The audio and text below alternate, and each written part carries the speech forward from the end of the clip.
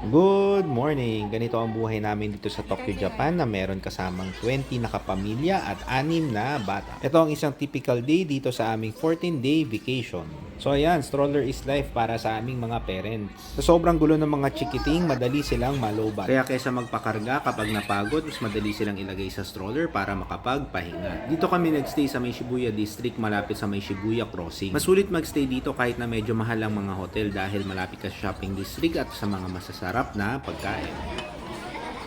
Mura ang mga produkto ngayon sa Japan. Tulad ng mga sapatos katulad dito sa Adidas, itong Samba nila na nakakahalagang around 8,000 sa atin ay nasa 5,000 plus lang dito. Ang Onitsuka Tiger sobrang mura din dito kaya dinudumog siya. Ang bilis maubos ng mga sizes. Mura din ang mga Apple products dito katulad ng iPad Pro. Mas makakamura ka ng around 7,000 kapag dito ka bumili. Dati daw may bawas pa ito dahil tax free pero ngayon tinanggal na nila dahil ang daming bumibili para ibenta sa ibang lugar.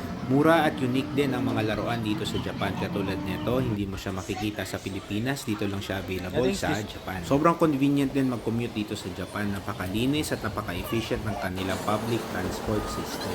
Bawat station nila ay merong elevator at escalator tapos meron din designated spot para sa mga strollers. Isa sa mga challenge namin dito sa Japan ay kumain ng magkakatabi.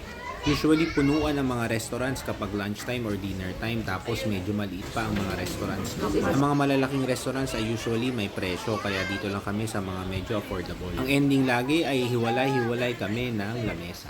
Ang naging favorite ng aming pamilya ay itong sukiya. Ang presyo ng per meal dito ay nasa around 1,000 yen so around mga nasa 300 to 400 pesos siya. Ang Japan ay isang napakagandang bansa. Ang Pilipinas kaya ay magiging ganito rin.